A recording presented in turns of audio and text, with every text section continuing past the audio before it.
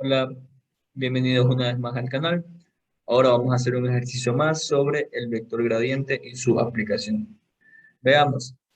Dice, sea una función f diferenciable, aunque si no dijeran que f es diferenciable, de todas formas lo podemos saber. ¿Por qué? Porque f es esta función y es un polinomio de grado 2 y eso es diferenciable en su dominio. Y el dominio de este polinomio de grado 2 pues, es todo el plano, ¿verdad? Listo. ¿Qué hay que hacer con esta función? Hay que encontrar una dirección unitaria b tal que esta derivada, ¿verdad?, sea igual a -1. Es decir, la derivada direccional de f con respecto a b en el punto 2, -1 debe ser igual a -1. ¿Sí? Veamos entonces cómo abordamos este ejercicio. Veamos. Para la solución necesitamos expresar a la dirección b. Es una dirección desconocida. ¿Cómo la expresamos? Pues bueno, tenemos algunas opciones aquí. Digamos entonces que fuera la pregunta, ¿qué vector se debe usar? Por ejemplo, si consideramos la primera opción, decir que el vector b es un vector cualquiera a, b, la verdad es que es completamente válido, claro que sí. ¿Por qué? Porque si decimos que sus coordenadas, que sus componentes son a, b, simple, como a y b son valores reales cualesquiera, si son positivos o negativos, yo conseguiría expresar todas las direcciones del plano en base a el vector b. ¿Sí? En otras palabras, este vector es completamente útil para mi fin.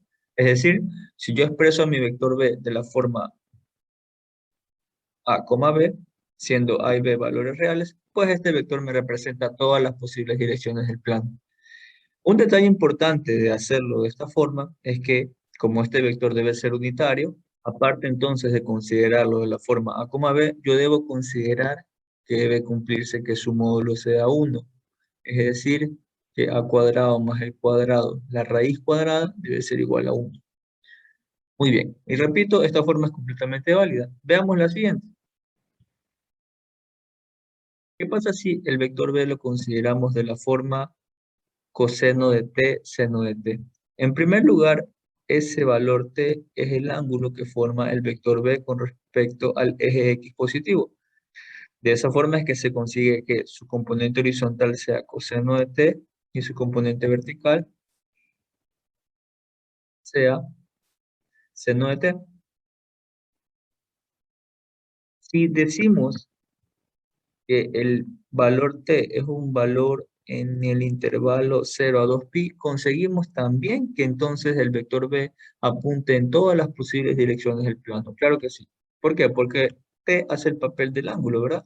Y si hago que ese ángulo varíe de 0 a 2pi, pues bueno, he conseguido que mi vector b apunte en todas las infinitas direcciones del plano. Es decir, también consigo lo que estoy buscando. Un vector b que me represente cualquier dirección del plano. El detalle importante es que este vector sí es unitario, claro que sí. Si tomamos su módulo, o sea, el cuadrado de cada componente, coseno cuadrado más seno cuadrado, la raíz cuadrada, eso ya me da 1. Es decir, este vector ya es unitario. Y eso es lo que le da una gran ventaja con respecto a la otra forma de expresarlo. Es decir, vamos a usar el vector b de esta forma, coseno de t, seno de t. Esta es la opción que elegimos. La primera opción es válida, pero me es un poco dificultosa, ¿no? Y espero también que con eso se entienda por qué no son válidas ninguna de estas tres opciones acá.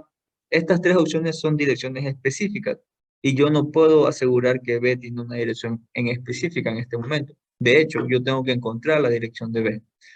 Y es por eso que el vector B lo vamos a considerar de esta forma. B igual coseno de t, seno de t, siendo t un valor cualquiera entre 0 y 2pi. Muy bien, entonces ahora que conocemos qué vector vamos a usar, planteemos entonces la derivada direccional y la vamos a hacer de esta forma. Muy importante, es válido hacerlo así debido a que la función es diferenciable.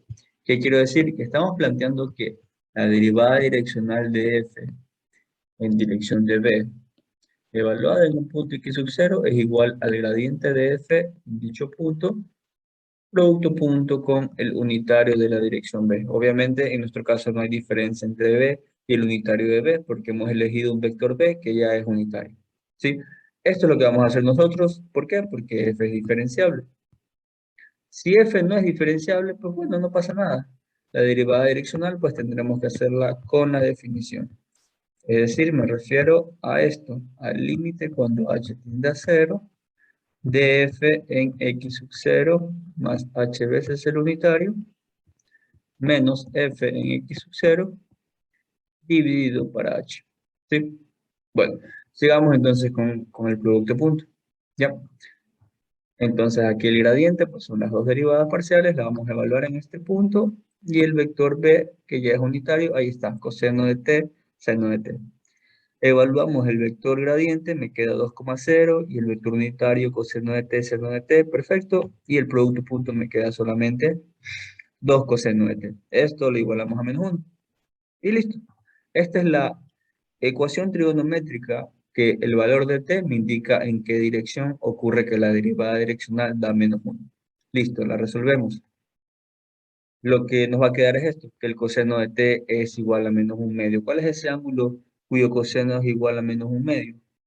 Bueno, empecemos diciendo que el ángulo cuyo coseno es 1/2 es pi tercios, ¿verdad? El coseno de pi tercios es 1/2. El coseno es positivo en el primer y el cuarto cuadrante, ¿verdad?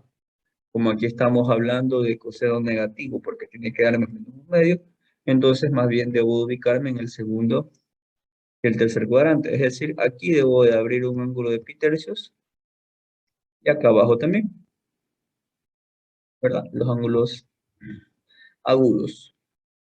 Y bueno, las respuestas, o sea, los ángulos que dan coseno negativo -1/2 son pues los ángulos medidos desde aquí hasta donde lo hemos planteado, ¿verdad? Por ejemplo, aquí. Esta es la primera solución, T1. ¿Cuánto es ese ángulo? Pues sería llegar hasta el eje menos X, que sería pi radianes, ¿verdad? Y le quitamos un tercio, pi tercio, ¿verdad? Le quitamos pi tercio. Bueno, pi tiene 3 tercios, y le quitamos un tercio, me quedan 2 tercios. El otro ángulo, pues sería el de acá. ¿Cómo lo ponemos? Así, ya, ahí. Ese es el otro ángulo, T2. ¿Cuánto es ese ángulo? Pues muy similar, ¿no? Hasta pi, y luego le sumamos un tercio. Pi tiene 3 tercios, y si le sumo un tercio, pues me quedan 4. Ahí está, ¿ya? Y esas son las soluciones. Esos son los ángulos T en los cuales se cumple que el coseno de T es igual a -1/2, ¿ya? Y bueno, como el vector es coseno de T, seno de T, reemplazamos ese valor T y aquí hemos conseguido los dos vectores, ¿verdad? El primer vector es -1/2, raíz de 3 sobre 2, y el segundo vector es -1/2 menos raíz de 3 sobre 2. Esas son las dos direcciones en las cuales se tiene que la derivada direccional en el punto 2, -1 da igual a -1. ¿Sí? Muy bien. Muchas gracias. En el siguiente video veamos un ejercicio similar, pero con una variación bastante interesante. Sí, listo. Nos vemos en el siguiente video. Muchas gracias por su atención.